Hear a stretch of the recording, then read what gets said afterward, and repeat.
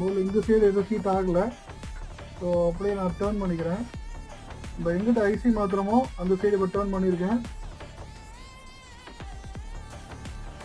உங்களுக்கு தெரியும் நினைக்கிறேன். ஸோ இப்போ நான் அவுட்புட் கொடுக்குறேன். ஓகே, மாற்றின ஐசி சைடு ஹீட் ஆகுது.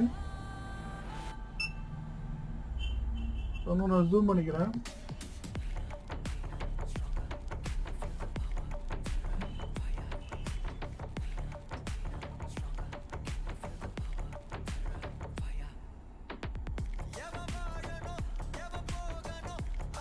கிளியராக இருக்கு. ஸோ வந்து அவுட்புட் டெஸ்ட் பண்ணுறேன்.